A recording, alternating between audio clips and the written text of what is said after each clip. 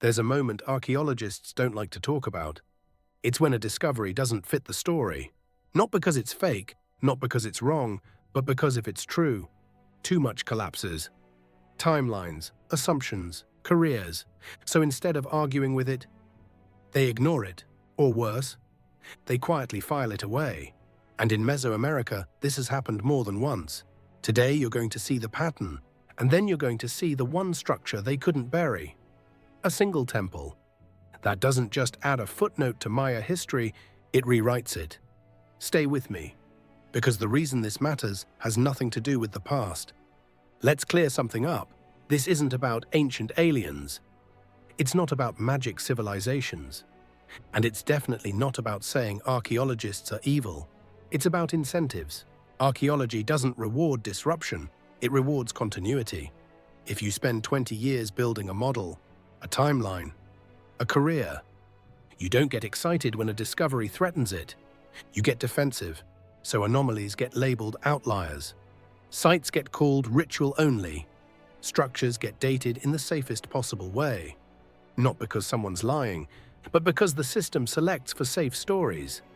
And here's the uncomfortable part. Once you see that pattern in archaeology, you start seeing it everywhere else. But first, you need to see what kept slipping through the cracks. Across Mesoamerica, archaeologists kept finding things that felt off. Stone structures where none were supposed to exist. Urban layouts that implied planning far earlier than accepted. Trade materials showing up thousands of miles from their source. Each one, on its own, could be explained away. That's the trick. One anomaly is noise. 10 anomalies start looking like a signal. Some sites showed advanced engineering, drainage systems, precise alignments, layered construction, long before the Maya were supposed to be capable of it. So the language shifted. Instead of city, they said ceremonial center. Instead of planning, they said organic growth. Instead of civilization, they said complex village. Same stones, safer words, and here's what rarely gets said. When something is labeled ritual, it stops raising questions. Ritual doesn't need efficiency. It doesn't need scale. It doesn't need explanation. It's the archaeological equivalent of don't worry about it. But some discoveries were too persistent, too solid, too obvious, which brings us to the temple.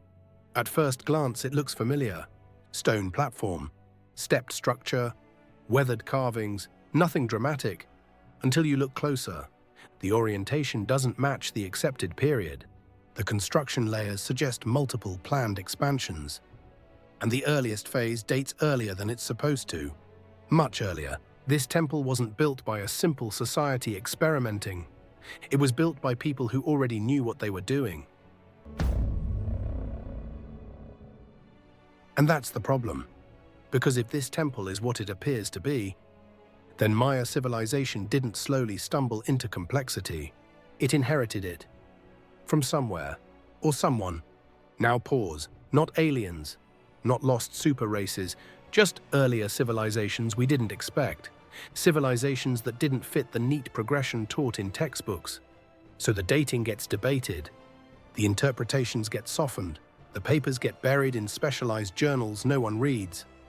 But the stone doesn't change, and neither does the math. Let me ask you something. If this temple really rewrites the timeline, why isn't it famous? Why didn't you learn about it in school? Why isn't it on every documentary thumbnail? Because one structure doesn't just change dates, it changes origins. And origins are dangerous. Here's what this temple quietly suggests. The Maya didn't rise in isolation. They weren't a sudden spark. They were part of a longer, deeper continuum. Urban planning didn't appear overnight. Astronomical alignment wasn't accidental. Symbol systems weren't crude experiments. They were refined, meaning someone was refining them earlier. And once you accept that, everything shifts. Early Mesoamerica stops looking primitive and starts looking inherited. This doesn't downgrade the Maya. It elevates them. They weren't beginners.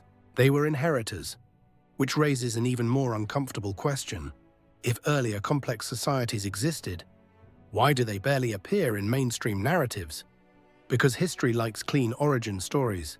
messy inheritance makes people ask uncomfortable questions. Questions like, who decides when civilization starts?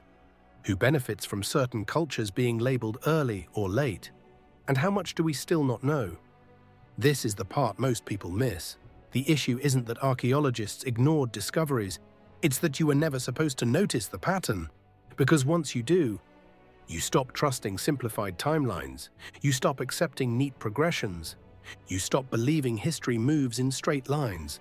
And that mindset spreads to politics, to economics, to modern expert consensus. The temple doesn't just rewrite Maya history, it challenges the idea that complexity must come from the places we're used to respecting. And that makes people uncomfortable. Here's the real discovery, not the temple, not the artifacts. It's the realization that history isn't neutral. It's curated. Not always maliciously, but always selectively. The Maya story you were told was safe, predictable, contained. The real one is messier, older, more impressive, and the moment you see that, you're no longer just consuming history, you're interrogating it. That's why these discoveries feel electric, why they stick with you, why they make you uneasy. They don't just add information, they change how you see the system that delivers it. So here's what I want you to do. Go back, rewatch this. Notice where the story bends. Notice where language gets careful. Notice what isn't said. Then tell me in the comments, do you think these discoveries were ignored on purpose or filtered out by a system that can't handle them? Because once you start seeing the frame, you start seeing everything differently.